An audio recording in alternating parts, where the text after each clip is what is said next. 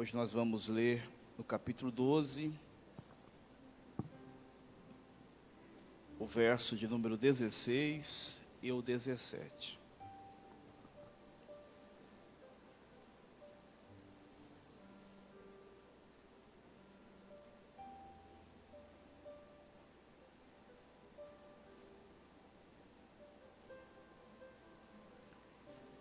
Hebreus capítulo 12, 16 ao 17, aos nossos irmãos que estão nos acompanhando também pela página do Facebook da igreja, sinta-se abraçado também por nós e desejamos que o Senhor também fale aos seus corações, aí na sua casa ou no seu trabalho. Podemos ler ali pela ajuda do nosso Data Show.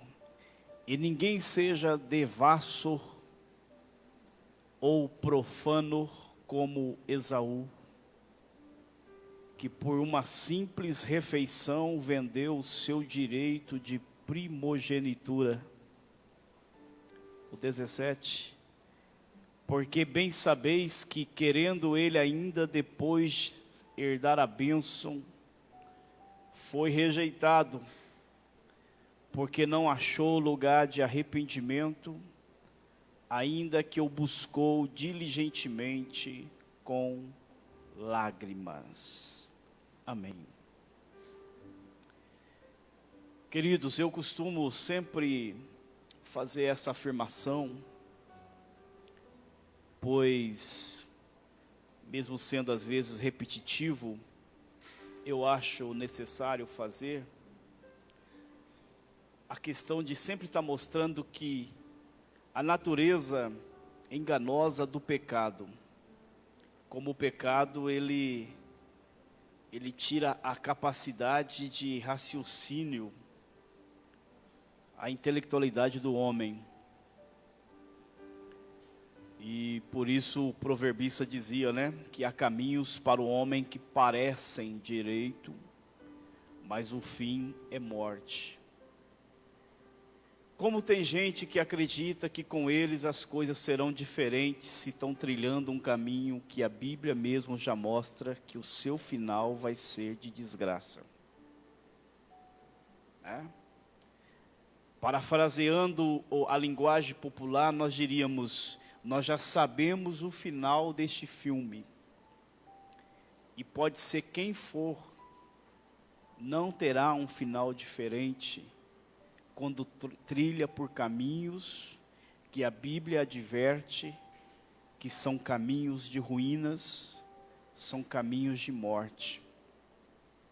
E por isso a Escritura, ou o Novo Testamento propriamente dito, ele sempre retorna ao Antigo Testamento para tomar por base a caminhada do povo de Israel, que também enfrentara perigos, que passara por situações, por circunstâncias, que eles fracassaram,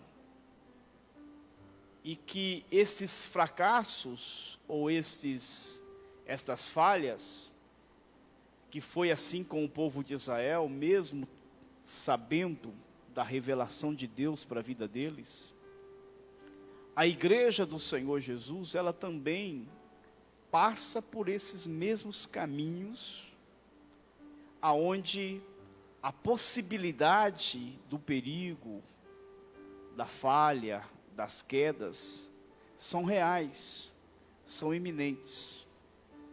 E por isso que nós encontramos sempre a Bíblia nos dando exemplos, ora positivos, ora negativos, para que nós tenhamos isso de uma forma muito viva, né, ou muito vivo esses exemplos na nossa mente, para que nós não cometemos os mesmos erros, ou que sigamos os passos daqueles que venceram. Né? Eu sempre costumo também dizer que a Bíblia não canoniza ninguém, exatamente para nos dar esses modelos, esses padrão de conduta, né, que vai além das nossas fragilidades, dos nossos limites. Com a graça de Deus nós somos capacitados a viver, a cumprir e a seguir. Nós estamos aprendendo essa carta, onde já tem sido muito enfatizada, que eles são os nossos irmãos aqui, a quem o escritor aos Hebreus dirige a sua mensagem. São irmãos que estão sendo tentados a recuar na fé, a voltar atrás, porque estão vivendo num contexto de sofrimento, de perseguições, e o sofrimento, as perseguições, as lutas que nós enfrentamos, ela coloca a nossa fé em prova, né? Porque muitas vezes nós temos uma forma inversa de ver Deus, né? Nós temos que ter uma visão de Deus a partir da sua palavra, e a partir da visão de Deus é que nós enxergamos a nossa realidade. Às vezes nós invertemos, nós passamos a ter uma visão de Deus a partir da visão que nós temos da realidade. E aí nós caímos no mesmo erro do salmista Asaf, por exemplo, no Salmo 73, quando ele quer ter um conceito de Deus a partir da realidade que ele vivia, do momento que ele estava lendo, e por isso ele chega a confessar: ó Deus, eu estava falando diante de ti como um animal, estava sendo tolo, eu não estava usando raciocínio, porque a gente quer ter uma visão de Deus a partir da realidade, e na verdade nós temos que enxergar a realidade a partir da visão que nós temos de Deus. E por isso o escritor aos Hebreus, então, ele em todo tempo, ele está trabalhando quem é a pessoa de Jesus, mostrando toda a sua superioridade, que nós já aprendemos aqui em tantos estudos já falados, né? Mostrando a superioridade dessa nova aliança, a qual foi ratificada pelo sangue de Jesus Cristo. E agora está terminando a sua carta, e ele, como também já falamos, sempre com o coração pastoral, ele faz as advertências, mas ao mesmo tempo ele também faz os seus encorajamentos, ele dá suas palavras de ânimo, né? E aqui ele vem e toma um exemplo do Antigo Testamento para trazer uma lição para a igreja, para a sua comunidade, e que também serve de lição para nós aqui hoje. Ele toma por base aqui a pessoa de Esaú, né? Lembrando um pouquinho, rapidamente, da história, nós vamos ver que Esaú, ele tinha um talento, né, natural para caça, e um certo dia ele saiu para caçar, caçou o dia inteiro, não conseguiu nada naquele dia, e chegou cansado, muito cansado, com muita fome. E quando ele chegou, bem no momento que o seu irmão Jacó estava ali preparando um ensopado de carne com lentilhas, e ao sentir o cheiro daquela carne, daqueles legumes, ele foi provocado a pedir ao seu irmão que desse-lhe de comer, porque ele estava desfalecendo. E Jacó diz a ele: eu dar assim de graça não, eu te dou se você vender o seu direito da sua primogenitura. E Esaú não quis nem um momento sequer pensar no que a proposta que ele estava recebendo. Ele simplesmente, pensando no momento, ele abre mão do seu direito, da sua primogenitura, dizendo: o que me serve se eu morrer agora de fome? O que me vale uma promessa futura, se o meu momento é um momento de fome, é um momento de cansaço? E ele simplesmente abre mão do seu direito, da sua herança, da sua primogenitura. Isso está no capítulo 25 lá, de Gênesis.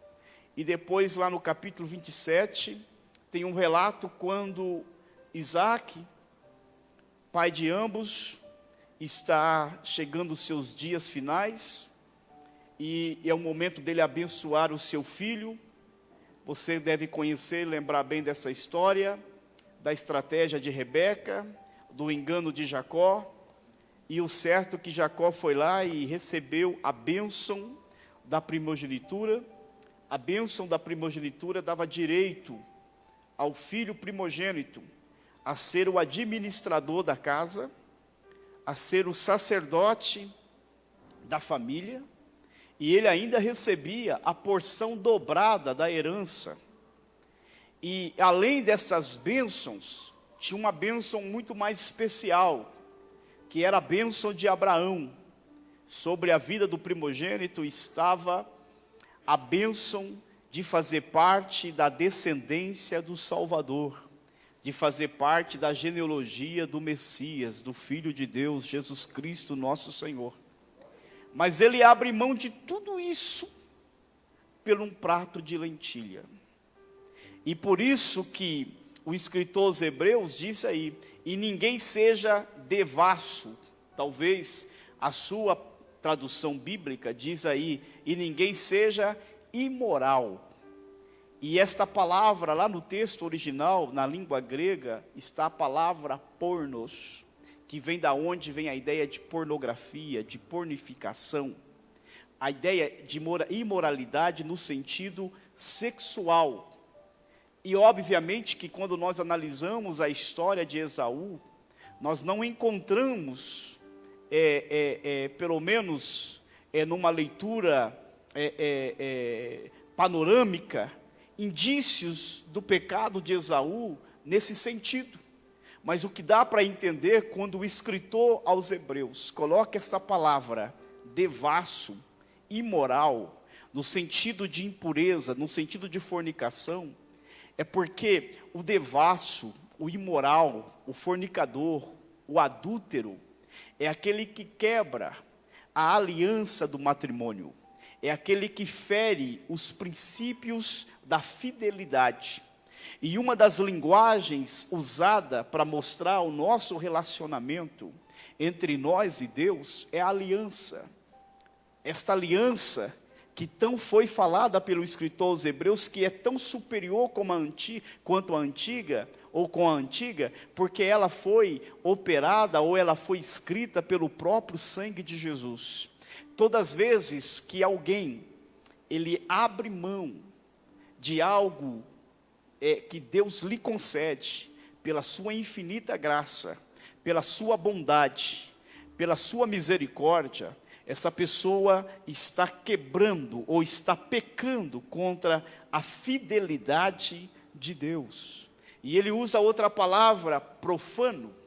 O profano é aquele que tira o valor, a consideração daquilo que é santo, daquilo que é sagrado, desconsidera, menospreza, não dá o valor devido da santidade daquilo que foi consagrado, que tem a sua natureza como de algo que é santo, que é separado, que é dado por Deus, ou que é separado para Deus.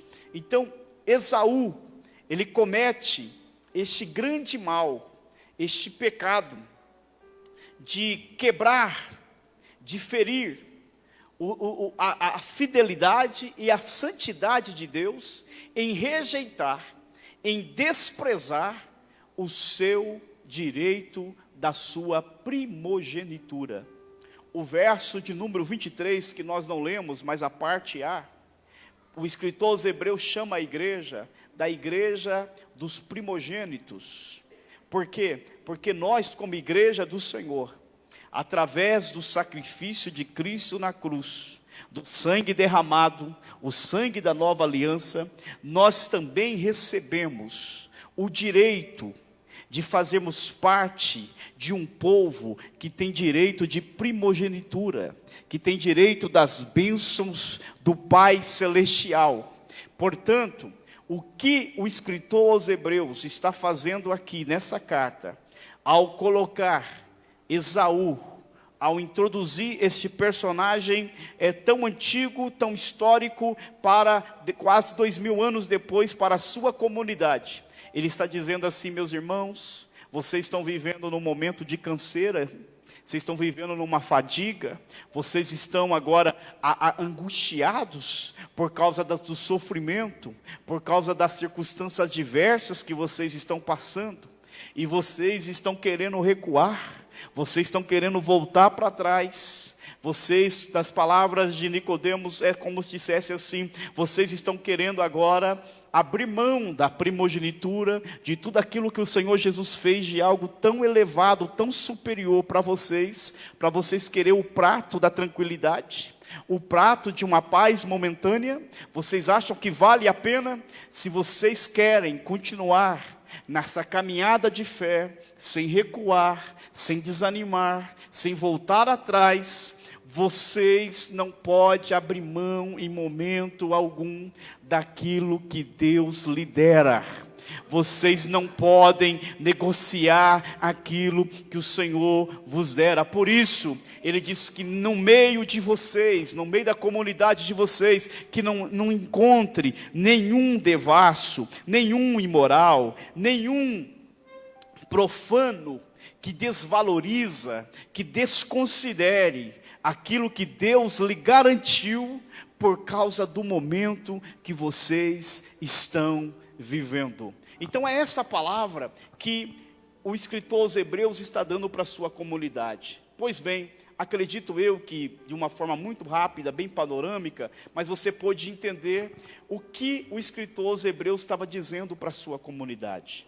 Mas, doravante, eu passo aqui a falar com os irmãos para dentro do nosso momento, do nosso contexto, da nossa realidade.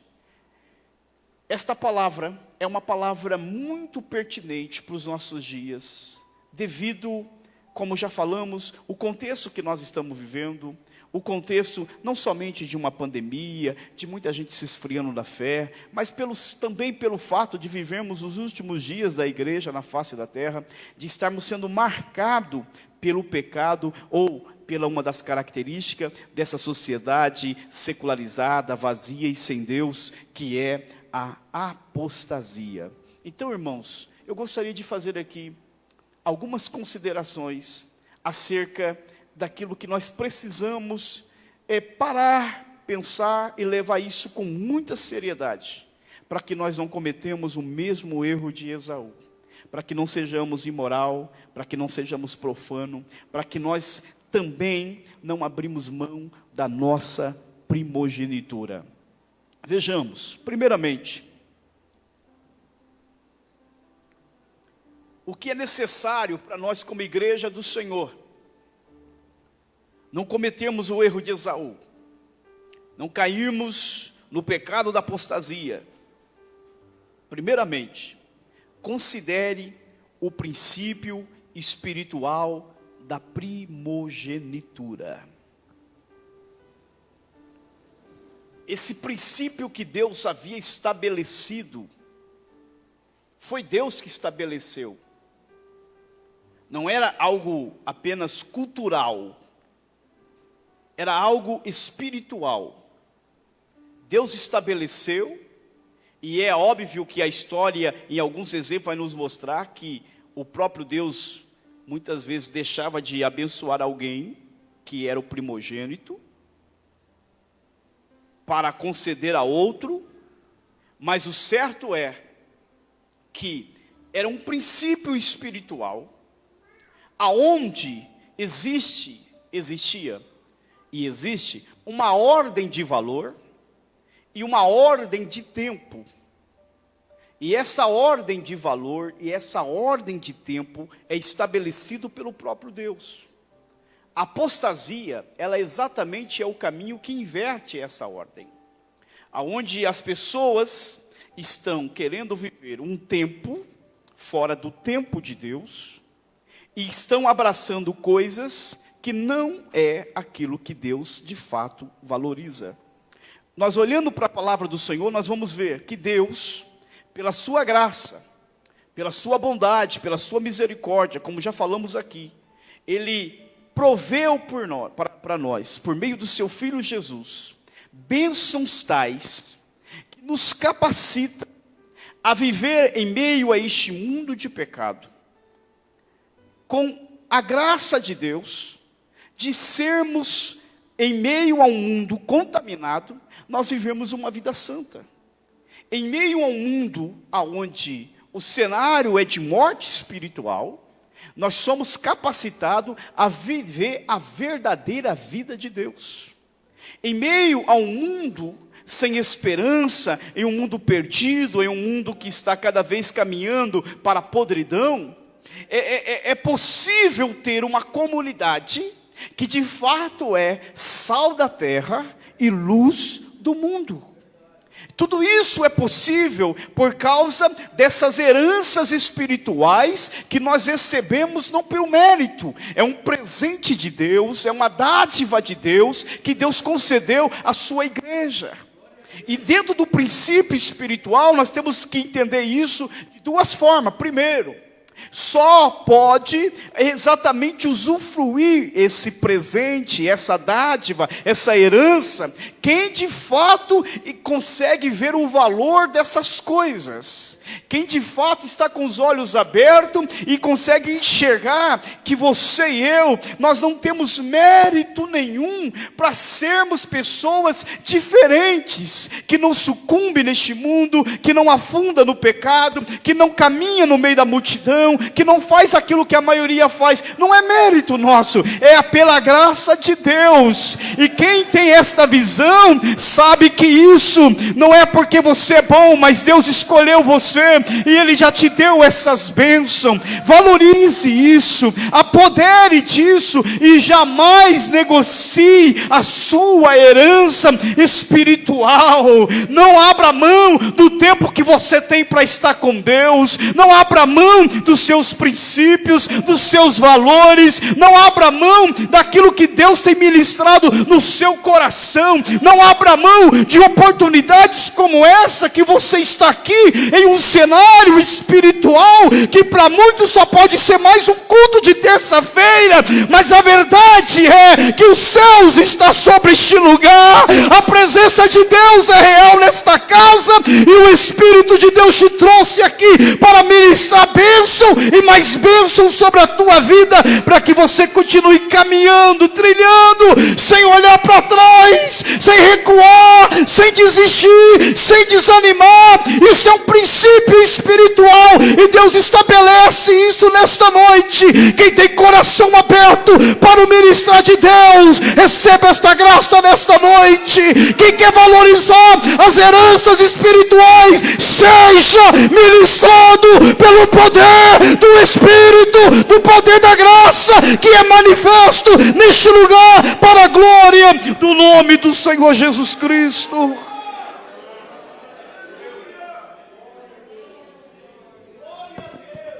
Aleluia. A gente tem que conseguir enxergar as riquezas da vida cristã. Os nossos olhos foram tapados para um tipo de vida religiosa, que a gente se contentou a viver uma vida cristã que acontece apenas dentro da igreja, e olha lá, se acostumamos a comer as migalhas de uma vida cristã que se contenta com uma aleluia, uma meia dúzia de línguas estranhas, ou que se contenta com um congresso especial, aonde a gente tem uma experiência mais impactante. Meu irmão, a vida cristã, ela é rica, ela é maravilhosa. As heranças que Deus tem para mim e para você são coisas profundas. Nossos olhos têm que ser abertos para enxergar esses princípios de Deus na nossa vida, que apesar de que você seja o que você for, Deus estabeleceu. Nós olhamos para a vida de Jacó e vamos vê-lo, as suas fraquezas, os seus pecados, mas mesmo assim Deus estabeleceu sobre a vida dele, porque encontrou nele um coração de alguém que estava valorizando. Valorize a sua vida cristã, valorize as oportunidades de Deus na sua vida, valorize o ministrado do Senhor Jesus na sua alma, no seu coração. Bendito é o nome de Jesus. Se nós não soubermos valorizar, nós vamos colocar preço nas coisas de Deus. E quando nós colocamos preço nas coisas de Deus, nós não teremos dificuldade de colocá-lo no banco, na banca, para comerciar com Satanás, para comercializar com o mundo, para fazer transações com a nossa própria carne. Quando nós colocamos preço, nós não sabemos dar o valor devido. Porque dentro de uma leitura simplista, de uma leitura superficial, você dobrar o seu joelho para orar, parece que é uma coisa muito banal. Você dizer para o seu filho, eu te abençoo, meu filho, Deus te abençoe, meu filho, parece que é uma cultura familiar que abandonamos. Você chegar no culto e dobrar o seu joelho para começar o seu culto com oração, parece que já é costume de igreja de 40, 50 anos atrás, que não existe mais.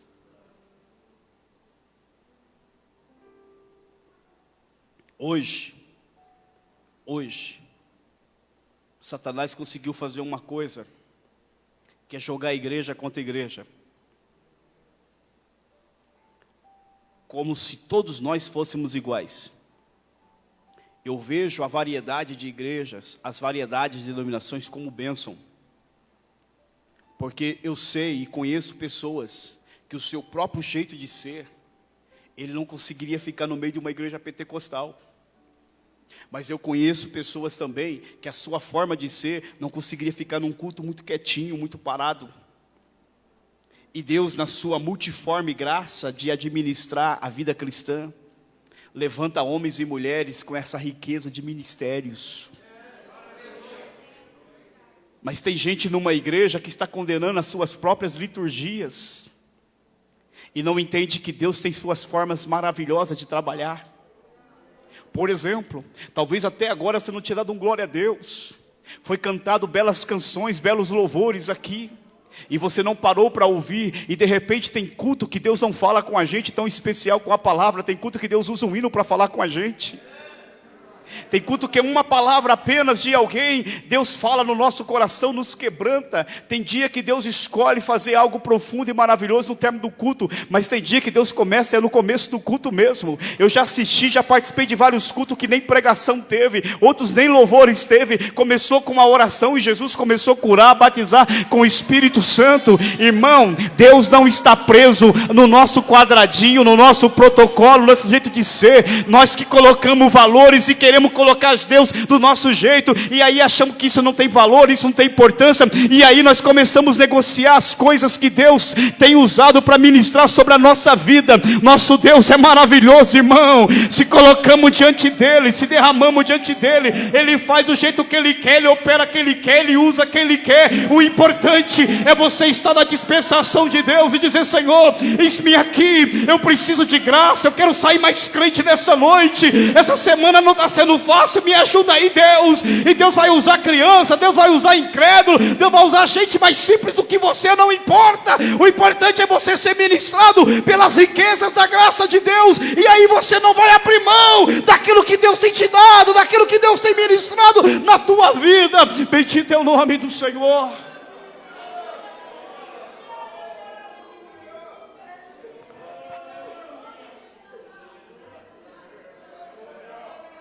Considere o princípio espiritual da primogenitura, das suas heranças, das bênçãos que Deus tem concedido para você, meu irmão, minha irmã. Considere isso, valorize isso. Segundo, considere a administração de Deus por meio do seu Espírito. Ou seja, essa primogenitura, o direito foi dado a nós, mas quem administra ela é o próprio Espírito na nossa vida. O Espírito Santo, ele conhece as profundezas de Deus. Isso significa dizer que se ele conhece as profundezas de Deus, ele conhece muito bem o seu interior. O Espírito Santo sabe muito bem quem você é e o que você precisa, muito mais do que você mesmo. O erro de Esaú foi de querer determinar para ele o que era o importante para ele no momento, sem olhar para o futuro. O erro de Esaú foi dizer para ele querer mesmo administrar na vida dele o que é que ele precisava no momento. E com a sua visão imediatista, com seu coração amarrado no agora, simplesmente se preocupou com a fome que ele estava naquela hora. Porque estou dizendo que esta palavra é uma palavra pertinente para nós.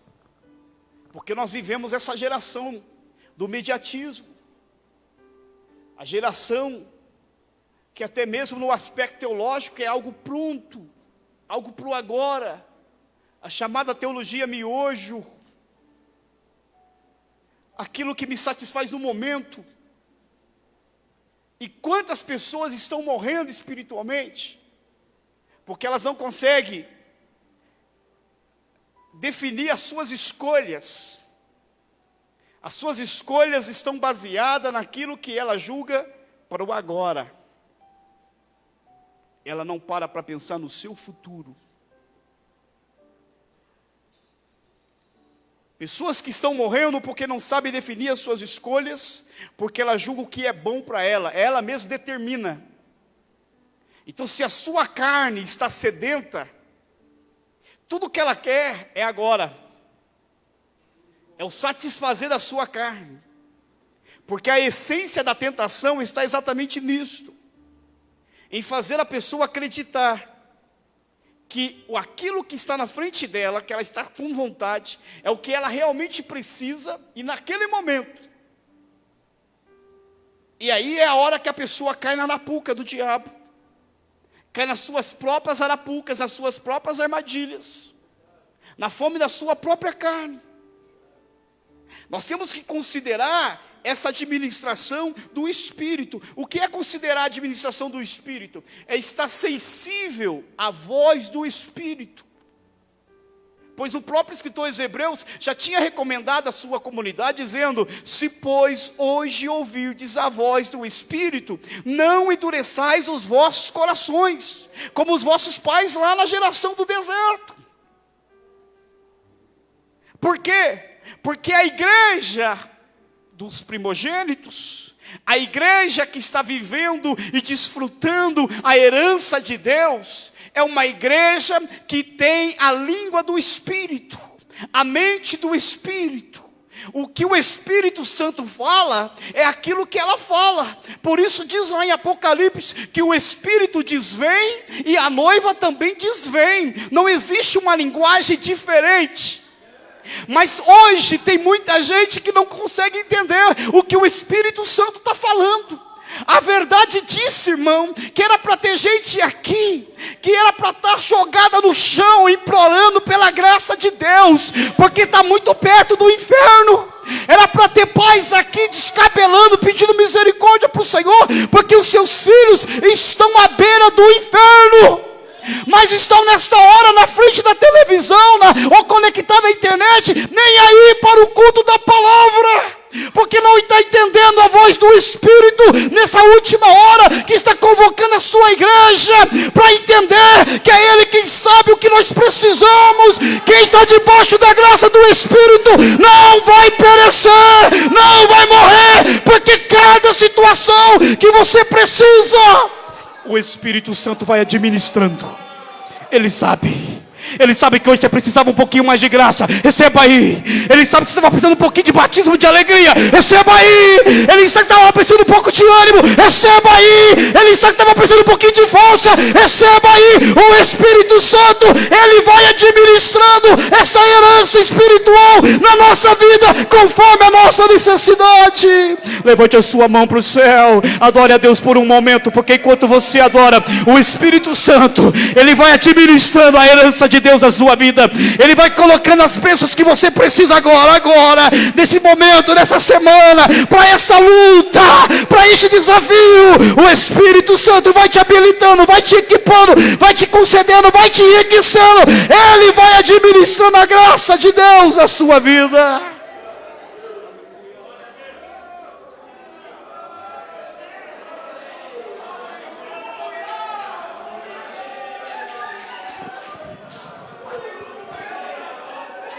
Aleluia.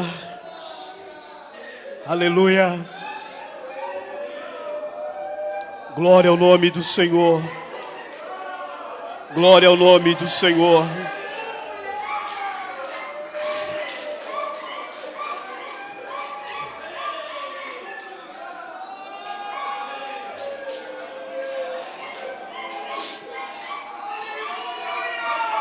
Glória a Deus, glória a Deus, glória a Deus, glória a Deus. Olha, irmãos, a terceira consideração, para que você não abra mão da sua primogenitura, para que você não se torne imoral e profano como Esaú, para que você não utilize o caminho da apostasia, considere também o tempo de arrependimento. Veja bem, o verso de número 17 diz que Esaú, ele procura o seu pai, ele quer herdar a sua bênção, mas ele foi rejeitado, porque não achou lugar de arrependimento, ainda que buscou diligentemente com lágrimas. Veja, eu disse aqui que existe uma ordem de valores, uma ordem de tempo que não pode ser alterada nos princípios espiritual. A vida cristã, ela exige diligência. A vida cristã, ela requer uma entrega radical. E tem gente que vai fazer isso, vai querer fazer isso quando não tiver mais tempo. Ontem foi um dia de muitas ações vazias, sem valor nenhum, porque ontem muitos familiares visitaram seus entes mortos para fazer aquilo que não fizeram em vida. Veja que eu estou dizendo muitos, não estou falando todos. E assim também será na caminhada cristã de muita gente. A diligência é agora. O buscar, o valorizar, o abraçar as oportunidades de Deus tem que ser agora. Os tempos de Deus estabelecidos não são alterados nas suas ordens. A ideia do texto grego aqui é que de um tempo após outro tempo, em um tempo de descaso, em um tempo de desprezo, em um tempo de rejeição, para depois querer um tempo de valorização, não adianta mais. Esse verso tem duas explicações. Uma delas entende que quando diz que não achou lugar de arrependimento, que não achou o arrependimento no coração do pai. O pai não arrependeu, o pai não voltou atrás, o pai já tinha dado uma bênção a Jacó e disse: meu filho, é só uma bênção, já abençoei seu irmão, tu era para ser senhor, agora tu vai viver como escravo, não volto mais atrás. E quem assim entende nessa linha, que tem base bíblica para isso, é que exatamente Deus é um Deus de amor, é um Deus benigno, é um Deus longânimo, mas Deus também não é incoerente.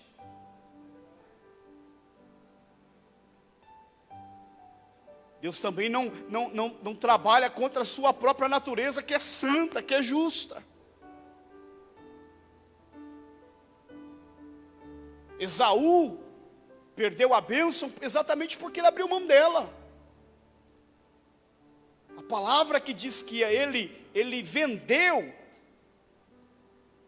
porque o direito era dele, e ele tinha consciência disso. Ele não fez algo involuntário, inconsciente. Ele abriu mão.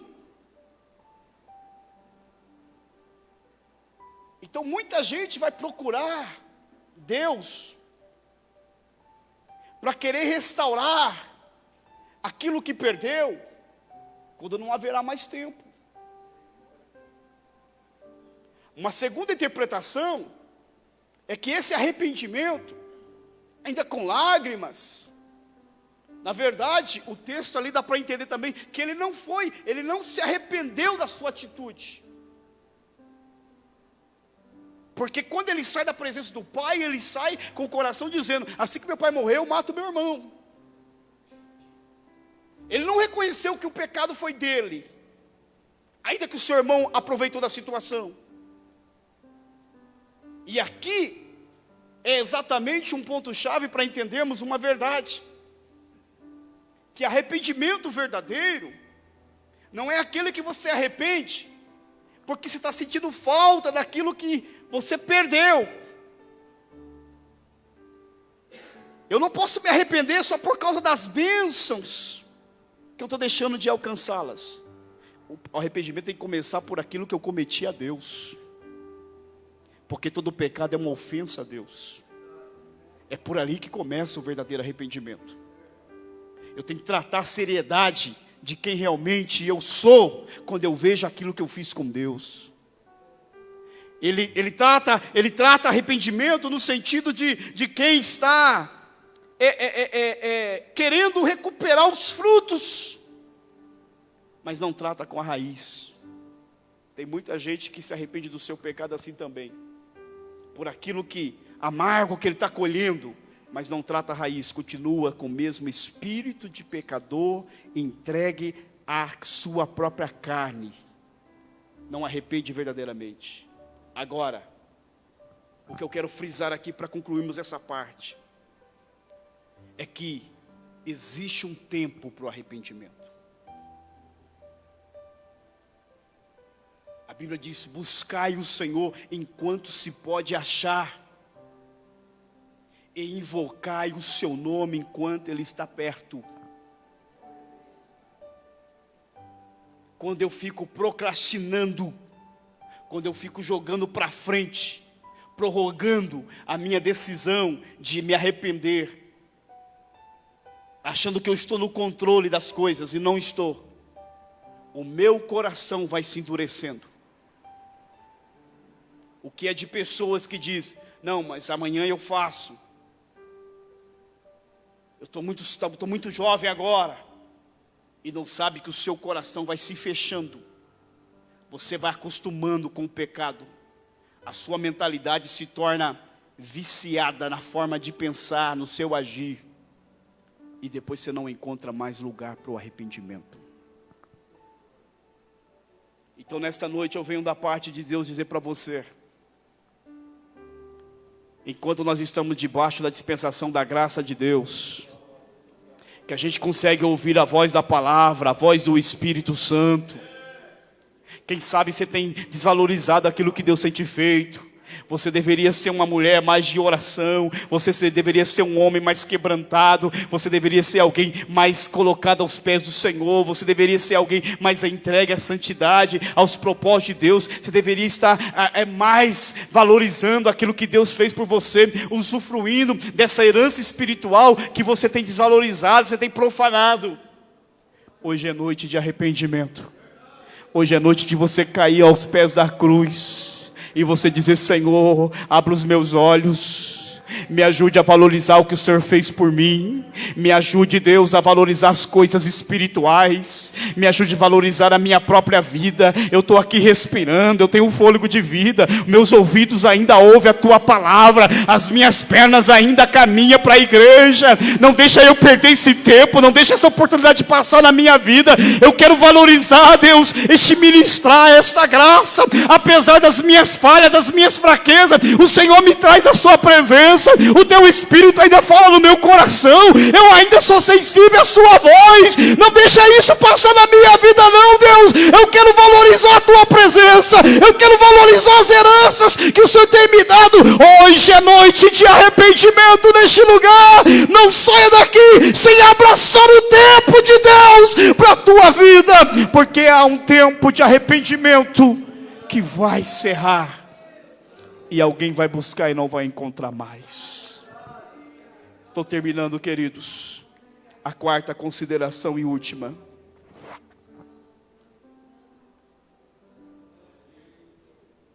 Para que nós não caiamos no pecado da apostasia, para que nós não percamos ou negociamos a nossa herança espiritual,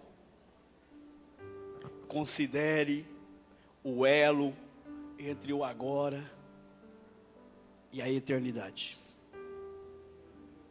Considere isso. Porque foi num ato, numa ação. Obviamente que o seu coração já estava desenvolvido para isso, mas foi numa decisão. E preferir um prato de lentilha, que ele perdeu toda a sua felicidade futura. As nossas decisões aqui, elas têm peso para a eternidade. Considere isso. Não acha que as coisas estão desconectadas.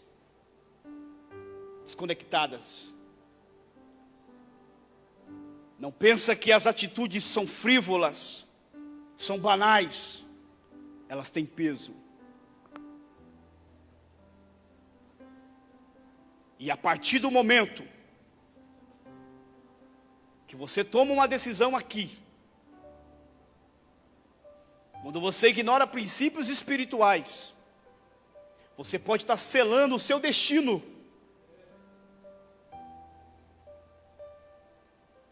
A linha que separa a nossa vida do agora com a vida da eternidade, ela é invisível. Você pode, numa decisão, atravessar essa linha. E depois você não tem mais retorno. Não tem como voltar mais. Por isso eu venho daqui com muito temor dizer essa palavra para você. Valorize a sua vida cristã. Valorize o seu casamento. Valorize o seu ministério. Valorize a sua igreja. Porque tem gente trocando as heranças espirituais da sua vida, do seu matrimônio, do seu ministério, para viver um momento, para viver um agora, para satisfazer um desejo que está aí te consumindo agora. E depois você vai dizer assim: mas agora eu tenho que ser escravo para a vida inteira. Foi o que aconteceu com Esaú. Se você abrir mão da sua autoridade, meu irmão, como você vai ensinar os teus filhos? Pastor, já faz 20 anos, mas você não tem mais moral para vir aqui nesse púlpito pregar a palavra. Você não tem mais autoridade para sentar com os teus filhos para corrigi-lo. Você deu um jeitinho, você quis resolver as coisas do teu jeito, era do momento. Então você selou o seu destino. Então não brinque com a sua herança espiritual. Deus não é um Deus que muitas teologias estão criando, que passou a ser servo da gente e nós se tornamos senhores dele, e tudo que nós queremos para agora, ele tem que nos satisfazer. Esse Deus simplesmente não existe. O nosso Deus não é servo nosso, o nosso Deus é Senhor. Ele nos abençoa com bênçãos físicas, abençoa. Ele pode nos abençoar com bênçãos financeiras, pode. Mas esse não é o maior propósito de Deus na nossa vida. Porque as bênçãos físicas e as financeiras terminarão aqui. Mas as bênçãos espirituais é que te vai garantir uma eternidade para sempre com Deus. Tem muita gente querendo esse Deus que só te satisfaz agora, e por isso você não procura Ele para satisfazê-lo nas coisas eternas. Mas Deus te trouxe aqui nessa noite para que você considere essa verdade, que as decisões que a gente toma aqui agora têm peso na eternidade. Levante um pouquinho a sua mão para o céu. Eu lhe afirmo, no poder da palavra que eu ministro, você tem, você que está me ouvindo, você tem, vocês aí que estão online também, vocês têm um futuro promissor, abençoado, garantido pelas heranças de Deus para a tua vida. Quando o agora te fizer chorar, quando o agora te fizer gemer, quando o agora querer questionar a sua própria fé, olhe para frente e saiba que as heranças de Deus na sua vida se cumprirão, querendo o diabo ou não, querendo o mundo ou não. Não abra mão daquilo que Deus te reservou para o teu futuro. Você não foi chamado para ser escravo, você não foi chamado para morrer no meio do caminho, você não foi chamado para perecer no meio do deserto, você foi escolhido para alcançar as promessas eternas, as mansões celestiais. É isso que diz respeito à tua vida. Então não abra mão de nada daquilo que Deus te deu, porque o teu futuro já está garantido pela mão do Senhor Jesus, pela obra do Calvário, pelo sangue de Cristo. Bendito é o nome do Senhor. Nos colocamos em pé em nome de Jesus.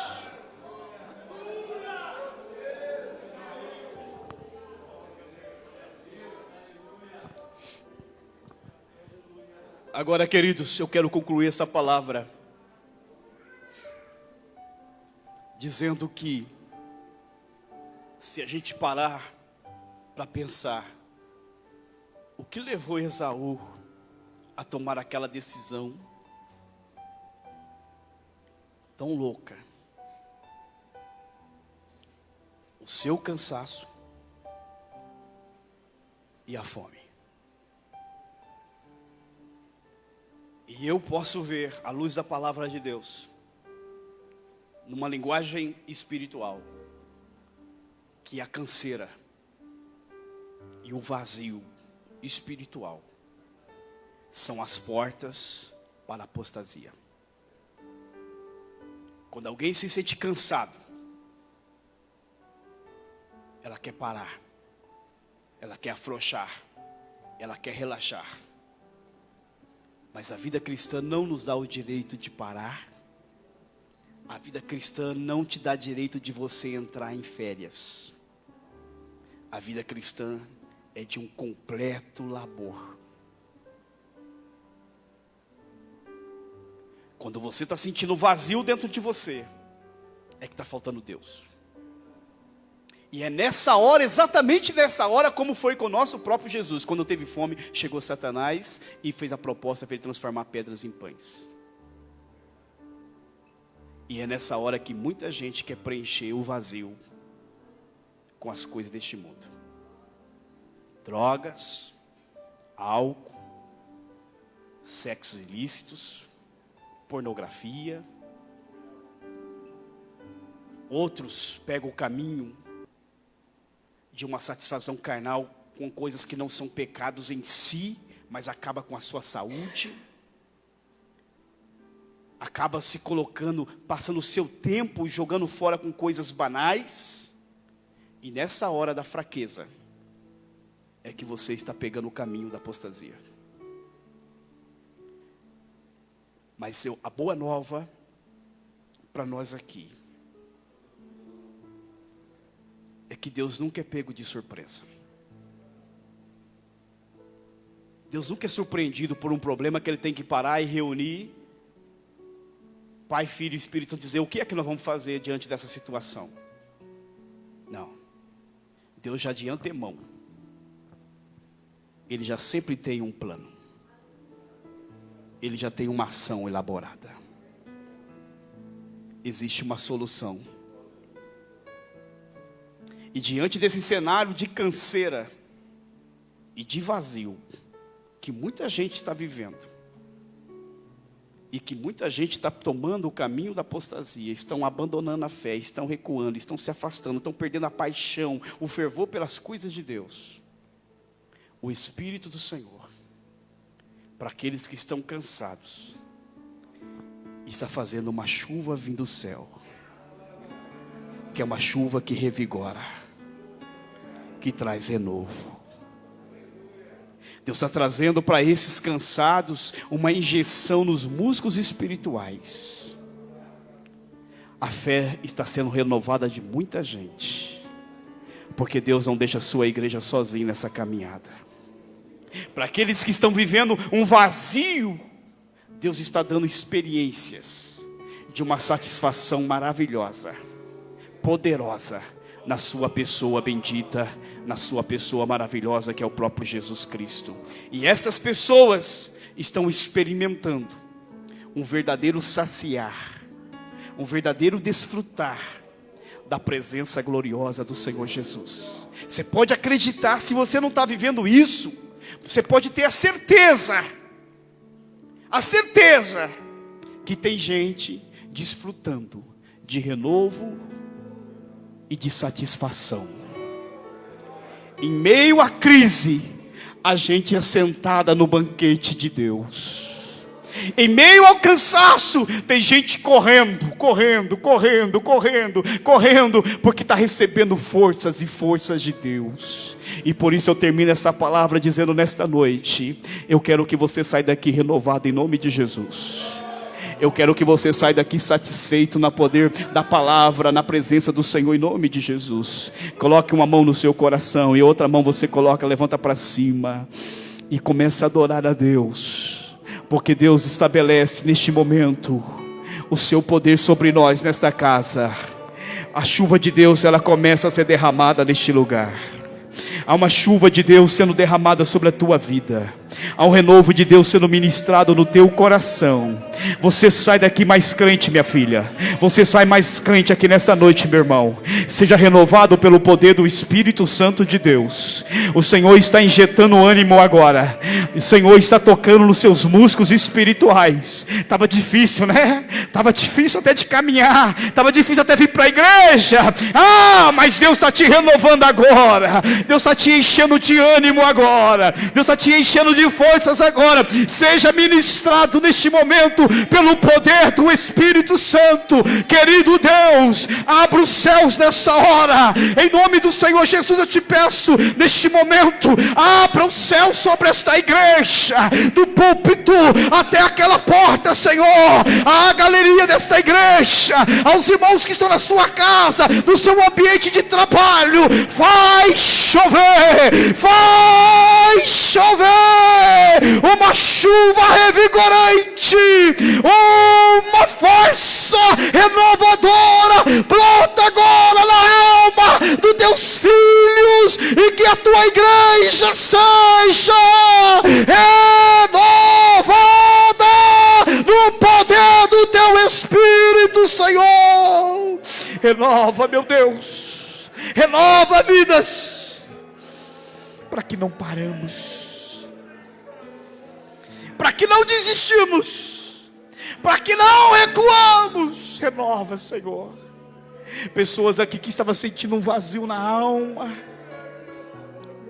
pessoas que estavam sendo provocadas a se alimentar das lavagens do mundo, porque a tua fome era tão grande que sentia que precisava dessas coisas, mas que possa ter uma comunhão contigo agora, Senhor.